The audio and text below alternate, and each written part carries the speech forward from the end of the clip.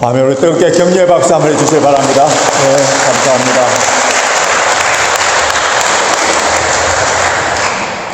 오늘 10월 마지막 주일입니다. 우리 교회 오는 길은 20마일로 천천히 달려오는데, 교회를 마치고 집에 돌아가면은 제 경우에는 이제 60대이기 때문에 60마일로 세월이 지나가서 얼마나 빨리 지나가는지 또 느끼게 되는데요.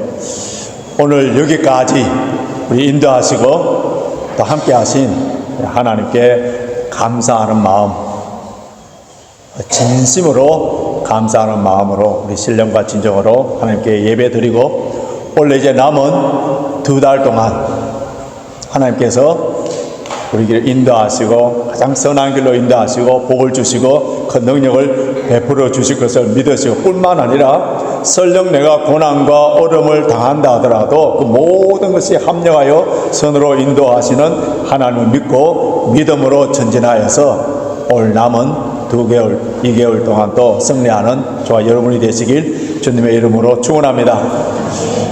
오늘 우리가 읽은 이 본문 말씀을 통하여서 우리의 믿음을 오늘 이 시간 한번 점검해 보기를 원하는데요.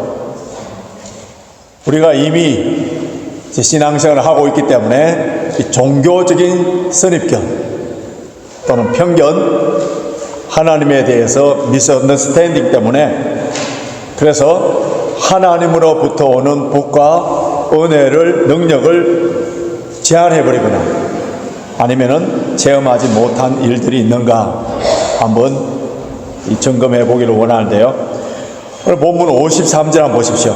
예수께서 이 모든 비유를 마치신 후에,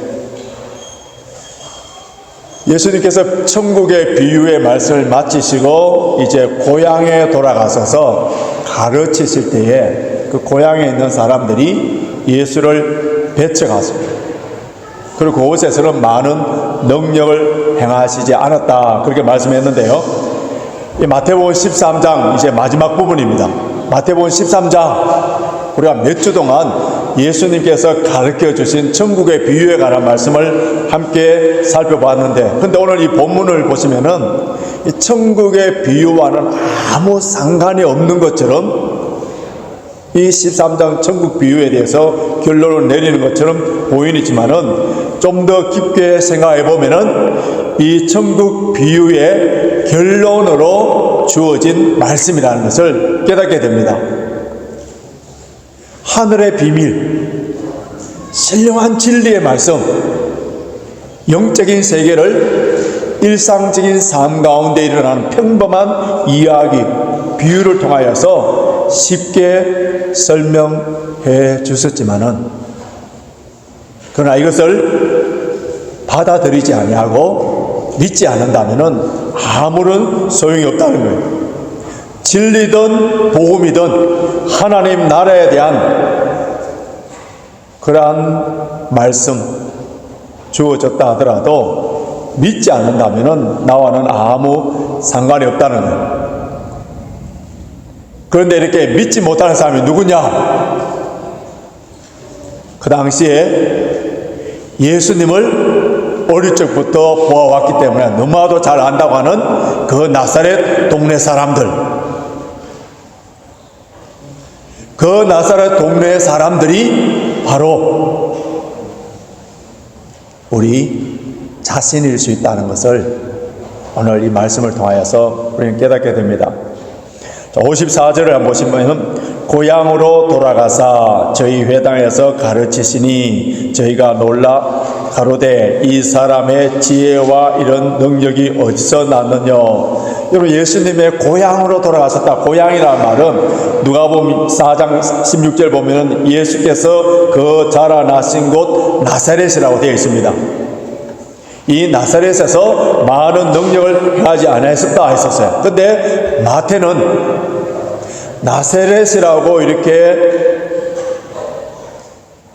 성경에 기록할 수도 있는데 의도적으로 나사렛이라는 말을 하지 아니하고 고향이라고 했습니다. 고향으로. 고향, 영어로는 his hometown, 헬라어는 파트리다. 이 파트리다라는 이 헬라어 원어에서 어떤 단어가 나왔냐면 아버지, father, 이 헬라어로 파텔 이 단어가 나온 거예요. 그렇기 때문에 고향은 아버지의 땅, 아버지의 땅. 자, 그것이 55절에 보면은 이는 그 목수의 아들이 아니냐, 그 목수의 아들이 아니냐. 이 말씀에 우리가 관심 있게 봐야 되는 것은 정관사가 붙어 있어요. 그 목수의 아들, 그 목수의 아들. 나사렛 땅에 그 목수, 그러니까 나사렛 작은 마을에 목수는 한 사람밖에 없었던 거예요. 그의 아버지 요셉, 그 목수의 아들, 그 목수의 아들. 마가복음에서는 이 사람은 마리아의 아들 목수가 아닌가. 예수님께서 공생애를 시작하기 전 30세까지 나사렛에서 아버지와 함께 목수일, 아버지 업을 이어받아서 목수일을 하셨다는 것을 알 수 있어요.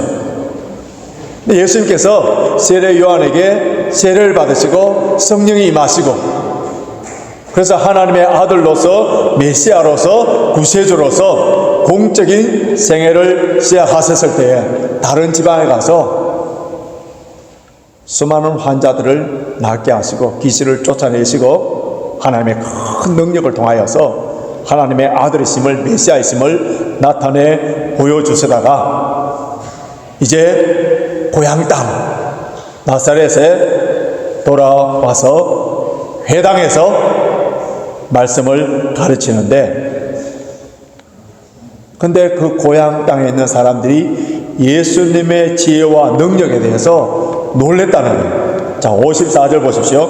54절, 고향으로 돌아가서 저희 회당에서 가르치시니 저희가 놀라 가로되, 그 다음 중요해요. 이 사람의 이 지혜와 이런 능력이 어디서 났느냐. 그 다음 56절에도 보십시오. 하반절에 보십시오. 그런즉 이 사람의 이 모든 것이 어디서 났느냐. 아주 신기하게 놀라게 생각했습니다. 그러면서 그들이 예수님에 대해서 너무나도 잘 알고 있다는 그 표현으로 뭐라고 나오느냐. 55절에서 56절에 한번 보십시오. 이는 그 목수의 아들이 아니냐. 그 모친은 마리아, 그 형제들은 야고보, 요셉, 시몬, 유다라 하지 않느냐. 그 누이들은 다 우리와 함께 있지 아니하냐. 예수님의 그 가족들도 다 잘 안다는 거예요. 그런데 가톨릭에서는 성모 마리아를 영원한 동정녀 처녀로 믿고, 그리고 에베소에서 마지막에는 성천했다고 그렇게 믿습니다. 그래서 신령한 중보 기도자이기 때문에 예수님의 어머니인 마리아에게 기도를 하면은 빨리 들어준다, 그렇게 가르치는 거예요. 오늘 종교개혁 주일인데 중세에 타락하고 부패한 그 로만 가톨릭에서는 성경에도 없는 것들을 지어내어서 성경을 잘 알지 못하는 그런 백성들에게 가르쳤어요. 교황에게는 아무런 죄가 없다. 교황은 아무런 잘못을 하지, 죄를 범하지 않는다. 그리고 사람이 죽으면은 천국과 지옥에 있는 그 연옥에 들어가는데, 그래서 살아있는 사람이 그 죽은 사람을 위하여 많은 헌금을 하고 선행을 하면 그 연옥에 있는 사람이 천국에 갈 수 있다. 그렇게 가르쳤고요. 뿐만 아니라 마리아는 영원한 처녀다. 그렇게 가르쳤어요. 이 가톨릭과 굉장히 비슷한 것이 영국의 앵글리칸 교회, 앵글리칸 중에서 하이 앵글리칸, 저와 여러분들이 예배드리는 세인트 매튜 교회도 하이 앵글리칸. 그래서 이 하이 앵글리칸은 가톨릭과 비슷해요. 그래서 여기 보면은 성모 마리아 상을 만들어 놔놓고 촛불을 피우면서 마리아에게 기도를 하면은 더 잘 들어준다, 그렇게 가르치는 거예요.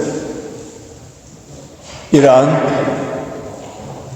성경에도 없는 것을 지어내서 백성들에게 면죄부를 팔고 돈을 끌어내는 그러한 가톨릭에서 마르틴 루트를 비롯하여서 수많은 종교개혁자들이 오직 성경, 오직 믿음, 오직 은혜 이 슬로건을 걸고 개혁한 교회가 오늘 저와 여러분들이 소속된 장로교, 개신교라고 할 수 있습니다.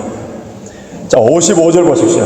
55절 보면은 이는 목수의 아들이 아니냐, 그 모친은 마리아, 그 형제들은 야고보, 요셉, 시몬, 유다라 하지 않느냐. 근데 가톨릭에서는 이 구절을 보고 뭐라 하느냐 하면은 마리아는 영원한 동정녀 처녀라는 거예요. 그 오늘 본문에 나오는 형제 분명히 나와 있잖아요. 그 형제를 뭐라고 해석하냐면 사촌으로 해석해버립니다.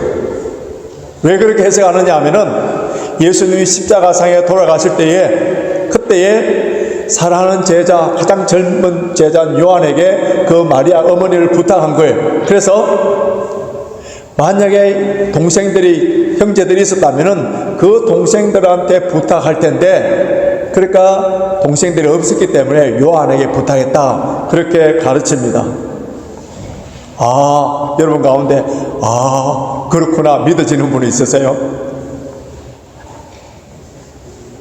여러분, 교리적인 이런 선입관이나 고정관념, 편견에 사로잡히면은 성경을 보더라도 제대로 보지 못합니다. 예수님의 고향 사람, 나사렛 사람들이 예수님을 볼 때에 라삐에게 배우지도 못했고 뭐 학교에 가서 공부를 하지 못했는데 이런 지혜와 능력이 어떻게 나타날 수 있느냐? 자기들의 생각으로는 예수님에게 이런 지혜와 능력이 전혀 나타나지 않는 것으로 고정관념, 편견에 사로잡혀 있는 거예요. 마가복음 보시면 더 월스타 내용이 나오는데요. 그가 어떻게 그 손으로 이런 기적을 일으킬까? 그 손이 뭐예요? 목수 일을 하는 그 손, 집을 짓고 농기구를 만들었던 그 손에서 무슨 능력이 나타날 수 있느냐? 예수님에 대해서 말하면 경멸적인, 아주 무시하는 그런 말들을 합니다. 그들은 예수님이 하나님의 아들이심을 믿지 않았어요. 지혜와 능력이 하늘로부터 오는 것을 믿지 못했어요. 그들에게는 예수님이 공생의 이전에 목수이신 그 아버지 요셉을 도와서 목수 일을 했다는 그 고정관념, 편견, 선입견에 사로잡혀 있으니까 예수님의 육신적인 부분만 보지 신적인 부분, 하나님의 아들로서의 큰 능력을 베푸시고 기적을 일으키시고 우리를 위하여서 십자가에 죽으시고 부활하시는 그 하나님으로 보지 못했습니다. 눈에 색안경을 끼고 있었기 때문에 볼 수 없는 거예요. 여러분, 이것이 가장 큰 비극입니다.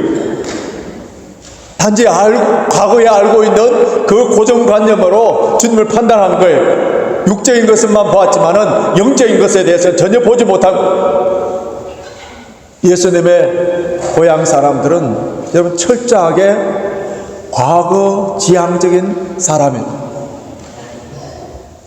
이것은 그들만의 문제가 아니라 오늘날 저와 여러분들에게도 동일한 문제일 수 있는데요, 우리의 약점이며 한계이며 어떻게 보면은 죄성이라 할 수 있습니다. 여러분, 어떤 사람을 볼 때에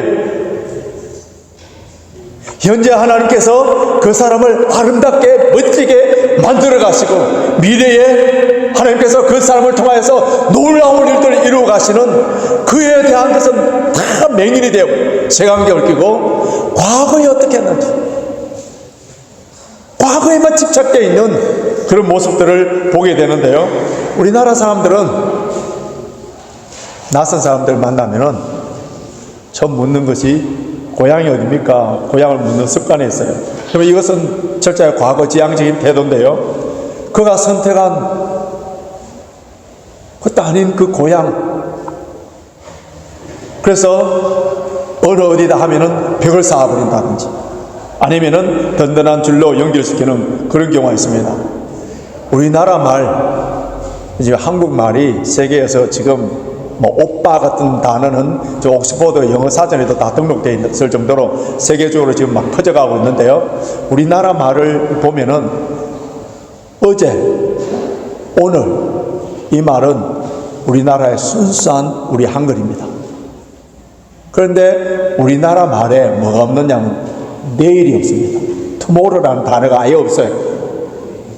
그러니까 내일이란 말을 표현하려고 하니까 아예 단어가 없으니까 중국말에서, 중국 한자에서 내일이란 말을 빌려와서 우리가 지금 마치 순수한 한글처럼 어제, 오늘, 내일 이렇게 해서 내일은 한문이에요. 한문. 그만큼 우리 조상들의 의식 속에는 미래가 없다 보니까 늘 과거에 잘못한 것만 따지고, 지금 국회에서도 봐보십시오. 미래를 향하여서 어떻게 나아가겠습니까? 이런 거 의논하지 않고 늘 과거에 얽매여서 따지고 그런 모습들을 보지 않습니까? 여러분, 믿음의 세계, 주님의 나라는 미래지향적이에요. 그럼 주님이 얼마나 좋으신 분인지 아세요? 어느 출신인지, 과거에 무슨 죄를 지었는지 이런 걸 묻지 않아요. 자신의 탐욕을 위하여서 로마의 앞제비가 되어서 백성들의 피를 빨아먹는 그러한 세일을 했던 그런 마태를 과거를 묻지 아니하시고 제자로 받아들일 거예요. 일평생 학교 한 번 다니지 아니하고 고기잡이만 했던 그 어부들을 예수님께서는 제자로 삼았었고, 그들의 고향이나 출신 성분이나 학벌이나 빈부의 이런 것에 전혀 문제를 삼지 않으시고, 예수님을 향해서 나사렛에서 무슨 선한 것이 나겠느냐 하며 예수님의 출신지를 문제 삼았던 나다나엘, 그를 보면서 예수님께서 참 이스라엘 사람이다 칭찬하면서 그를 제자로 삼았습니다. 주님께서 베드로를 처음 만났을 때에 그의 미래에 대해서 소망과 희망을 주시는 말씀을 합니다. 장차 게바라 하리라. 그의 이름이 원래 시몬이에요. 근데 게바, 반석, 베드로 이름을 지어주시면서 장차 주님의 몸된 교회의 기둥처럼, 든든한 반석처럼 그렇게 만들어 주시겠다는 거예요. 주님이 종교 지도자들에게 붙잡혀 갔을 때에, 그때에 베드로는 주님을 부인해 버립니다. 우리 구역을 통해서 성경 공부에서 잘 알겠습니다만은 저주까지 하면서, 맹세하면서 주님을 부인해 버립니다. 그러나 부활하신 주님께서 베드로를 만났을 때 그 과거에 대해서 묻고, 어떻게 너가 그렇게 했니? 전혀 묻지 않으시고 나를 사랑하느냐, 사랑에 대해서 확인하시고 다시 사명을 맡겨주셨어요. 과거의 죄악과 실수와 허물을 갖고 미래의 소망, 미래의 가능성을 박탈시키는 분이 아니었습니다. 여러분, 사탄은 철저하게 과거 지향적이에요. 사탄의 게임에 빠져 있는 사람들은 늘 과거에 그 죄와 허물, 그를 들추어내서 그래서 우울증에 걸리고 정신병에 걸리고, 성령의 역사는 미래지향적이에요. 앞으로 하나님께서 놀라운 일들을 이루어 가실 것을 믿고 의지하면서 힘차게 전진해 나갑니다. 부부관계도 마찬가지예요. 과거 지향적인 부부들은 늘 싸울 수밖에 없어요. 그러나 미래지향적인 부부들은 희망을 가지고 소망을 가지고 전진해 나갈 수밖에 없는 거예요. 과거 지향적인 그런 부부는 지옥을 경험하지만은 미래지향적인 성령을 의지하는 그 부부는 비록 가난하고 병들고 어렵다 하더라도 날마다 천국의 기쁨을 누리는 성령의 역사 때문에 그래요. 예수님의 고향 사람들, 과거에 집착되어 있는 사람, 그들의 선입관, 편견 사로잡혀 있는 이 사람들이 결국은 예수님을 향해서 무슨 일을 했는지 57절 보십시오.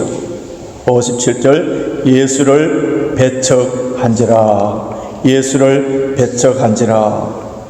여러분, 예수를 배척했던 사람들이 낯선 사람, 다른 이방인들이 아니라 예수님과 같이 생활했던 사람, 30년 동안 한 마을에서 같이 지냈던 사람,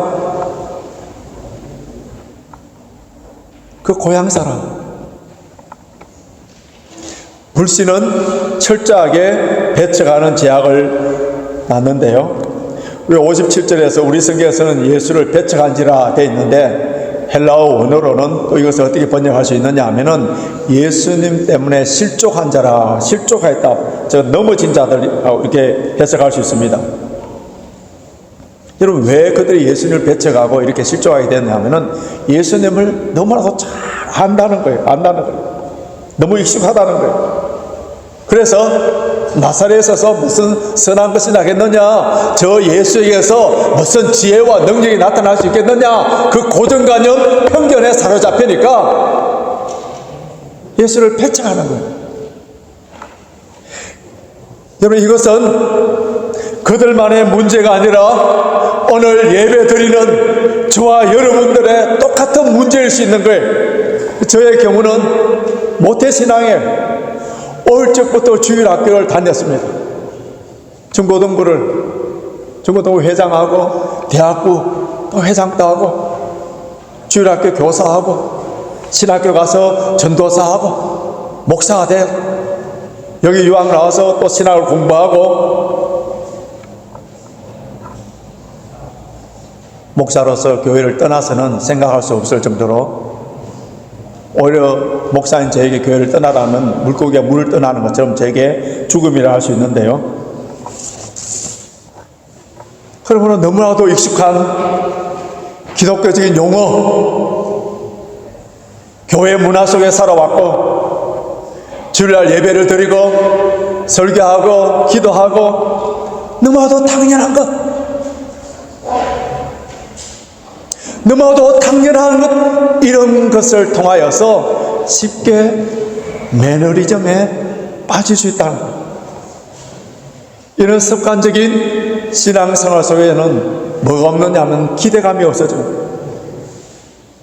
하나님의 기적과 능력을 체험하지 못하고 그냥 종교인으로서 책임과 의무를 다하는 것에서 만족하고, 이런 것이 여러분 얼마나 위험하고 얼마나 비극이고 멸망의 길로 가는 줄 아십니까? 이런 곳에, 믿음이 없는 곳에 하나님의 능력이 나타나지 않으니까 교회는 이제 침묵의 모임 정도. 성도들은 교회 와서 예배를 드리고 기도하는데도 아무런 기대감이 없어져 버립니다. 형식적으로 경건의 모양만 갖춰서 사람들만 의식하는, 사람들이 나를 볼 때에 믿음이 좋은 사람인가 아닌가 그게만 초점이 맞춰지는 이런 식의 신앙생활을 하는 곳이라면은 그것은 이가 보세요. 하나님의 영광이 이미 떠나가 버린 것입니다. 대주교의 죽음이라는 아주 단편 소설, 영국의 유명한 소설가 허버트 조지 웰스가 쓴 작품인데 아마 제가 설교 가운데 여러 번 언급했기 때문에, 여러분 설교 가운데 여러 번 언급되는 그런 예화가 나오면은 저는 박 목사가 그 예화를 통해 큰 은혜를 받고 또 그에 대해서 이렇게 고치려고 하는 그런 마음이구나 하면서 불쌍히 여겨서 기도해 주시기 바랍니다. 그 소설 내용은 아주 간단해요. 그 대주교가 매일 저녁에 성당에 가서 전능하신 하나님 아버지 이렇게 시작해서 기도를 합니다. 수십 년 동안 하루도 빠지지 아니하고 대주교니까 종교적인 의무, 성도들 눈을 보면서 그렇게 가서 오 전능하신 하나님 아버지 이렇게 기도를 하는 거예요. 근데 어느 날 기도를 하는데 하나님의 음성이 들린 거예요.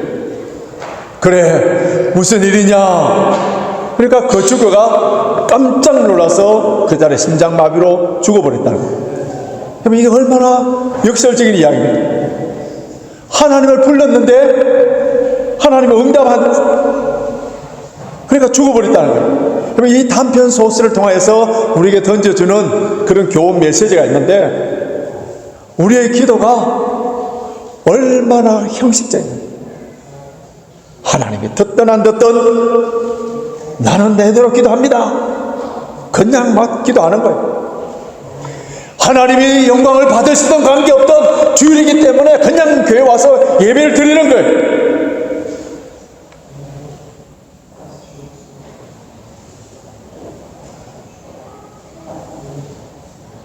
예배의 진정성과 기도에 대한 우리의 믿음과는 관계없이 전능하신 하나님 하면서 형식화되어가는, 종교화되어가는 이런 것으로만 만족하는 그런 곳에는 하나님의 능력이 나타나지 않는다. 하나님께서 우리에게 큰 기적과 능력을 베푸시며 오늘도 살아 역사하시고 우리와 함께 하시는 그 풍성한 은혜와 능력을 주시기를 원하십니다. 아낌없이 우리에게 주시기를 원하시는데, 그런데 그 능력과 은혜를 받지 못하는 그 이유가 분명히 나와 있습니다. 자, 58절 보십시오. 58절 같이 읽습니다. 시작. 저희의 믿지 아니함을 인하여 저희 거기서 많은 능력을 행치 아니하시니. 믿지 않음을 인하여 예수님을 그리스도로, 왕으로, 구세주로, 주님으로 영접하지 않는 곳, 믿음이 없는 곳, 주님께서는 더 이상 그곳에 능력을 베풀지 않았다는 것. 그곳에 큰 능력과 기적을 베풀어 준다 하더라도 그것은 돼지에게 진주를 던지는 것과 같다는 거예요. 예수님의 기적, 예수님의 능력, 예수님으로부터 오는 그 놀라운 축복, 이런 것이 우리의 선행이나 또는 우리의 종교적인 행위나 어떤 기도의 반응이나 이런 것과 관계없이 하나님의 뜻대로, 하나님의 자유적인 뜻대로 베푸시고 얼마든지 하나님의 기적을 일으키시지만은, 그러나 때로는 우리의 믿음의 반응을 통하여서 나타나는 경우들이 많다는 거예요. 우리가 이미 앞에서 살펴봤습니다만 마태복음 8장에 보면은 가버나움 지역에 로마의 백부장을 했을 때 로마의 군사 100명을 거느리고 있는 고급 장교, 그 하인이 병이 들었을 때 그 백부장이 예수님께 찾아옵니다. 내 하인이 병들어 좀 죽어가고 있는데 고쳐주십시오 하니까 예수님께서 기하게 보시고 가겠다 하니까 그 백부장의 믿음이 어떠냐면은, 주님, 우리 집에 오시지 마시고 여기서 말씀만 하셔도 낫겠습니다 할 때 우리 주님께서 이만한 믿음을 이스라엘 중에서 보느냐 하면서 그 즉시 낫게 됩니다. 그 백부장의 믿음으로 말미암아 그 하인이 낫게 되고요. 그 다음 9장에 보면은, 마태복음 9장에 보면은 중풍병자, 움직이지 못하잖아. 그 친구들이 들것에 싣고 예수님께 가니까 예수님께서 저들의 믿음을 보시고 낫게 해 주셨다는 거예요. 그리고 12해 동안 혈류병, 피를 흘리는 그런 여인이 예수님의 옷자락만 잡아도 낫겠다는 믿음을 가지고 나갔더니 우리 예수님께서 따라 안심하라, 내 믿음이 너를 구원하였다 선포하시는 순간에 완전하게 깨끗하게 되는 그런 역사가 일어나는 거예요. 자, 이런 구절들을 볼 때 예수님의 기적과 믿음과 서로 연결되어 있는 것을 볼 수 있는데요, 베드로가 담대하게 예수님을 보고 물 위로 걸어갔을 때, 물 위로 걸어간 거예요. 그때의 바람과 풍랑을 보고 무서워서 물에 빠져버립니다. 그때 주님께서 베드로의 손을 잡아주시면서 믿음이 작은 자여 왜 의심하느냐? 믿음이 작은 자여 왜 의심하느냐? 적은 믿음은 기적을 체험하지 못하도록 만든다는 거예요. 우리 인간의 제한된 지식과 경험을 통하여서 그 오묘하신 하나님의 능력, 지혜, 그것을 어떻게 우리가 다 감당할 수 있겠습니까? 그렇기 때문에 믿어야 돼요. 어떤 사람은 다 알지 못하기 때문에 믿지 못하겠다, 알아야 믿을 수가 있다, 그렇게 하시는 분이 있는데, 중세 신학자인 토마스 아퀴나스나 이 안셀무스는 우리 신앙에 있어서 굉장히 중요한 명제를 말했는데 한번 들어보십시오. 나는 알기 위해서 믿는다. 라틴어로 credo ut intelligam, I believe in order to understand. 믿으니까 어떻게 된다고요? 이해가 되더라고요. 다 다 이해가 된 후에 믿는 것이 아니라 믿으니까 이해가 되더라는 거예요. 주님을 말씀을 믿는다는 것은 주님의 인격적인 만남이에요. 주님에 대한 신뢰예요. 그 신뢰되는 그 믿음 가운데 놀라운 기적의 역사가 일어난다는 거예요. 여호수아가 이끄는 이스라엘 백성들이 이제 마지막 요단강을 건너면은 가나안 땅, 그들이 그토록 가고 싶은 적과 꾸려려는 가나안 땅에 들어가게 되는데 요단강이 갈아 놓인 거예요. 그때 하나님의 말씀이 여호수아를 통하여 임합니다. 제사장들이 언약궤를 메고 먼저 들어가라는 거예요. 그게 뭐예요? 믿음이에요. 물이 갈라진 후에 들어가는 건 믿음이 아니에요. 그냥 들어가면 되는 거예요. 믿음이 요구되지 않습니다. 그런데 물이 갈라지지 않는데 하나님의 말씀을 붙잡고 들어갔더니 물이 갈라지는 능력을 체험하는 거예요. 하나님의 능력이 아무리 강하게 임한다 하더라도 내 믿음의 그릇을 엎어놓으면 받아들일 수가 없는 거예요. 엘리사 선지자 시대 때에 아람 군대들이 북이스라엘을 다 포위해버렸습니다. 그 사마리아 성을 포위하니까 이제 그 성에 있는 모든 사람들이 굶주려 죽어가거든요. 그들이 가장 불결하게 생각했던 나귀의 머리도 팔아서 먹을 정도로 그렇게 됐습니다. 그때 하나님께서 엘리사를 통하여 하나님의 놀라운 기적을 일으켜서 내일 이맘때에 모든 백성들이 풍족하게 먹게 될 것이다, 그렇게 선포하니까 그 왕의 장관 중 한 사람이 안 믿는 거예요. 하늘이 구멍이 뚫려서 모든 양식이 내린다 한들 어떻게 다 먹을 수가 있느냐. 하나님의 말씀에 대해서 업신여기고 불신여겼던 그에게 엘리사가 이야기합니다. 너는 내일 모든 양식이 풍족하게 먹는 것은 눈으로 보지만 너는 하나도 먹지 못하리라. 그 이튿날 하나님께서 놀라운 기적을 통하여서 아람 군대들 다 죽고 그들이 남겨놓은 전리품들, 음식을 온 백성들이 가지러 들려고 나갈 때에 그 사람에게 그 군대 장관은 밟혀서 죽게 됩니다. 여러분, 믿음이 없는 곳에는 하나님의 기적을 체험하지 못할 뿐만 아니라 그 기적을 통하여서 오히려 생명까지 잃어버리는 그런 역사를 보게 됩니다. 오늘 10월 마지막 주일 우리 성찬식을 하는데요. 이 성찬식을 통하여서 예수님의 십자가의 죽으심과 부활의 사건, 이 사건이 바로 나의 사건이에요.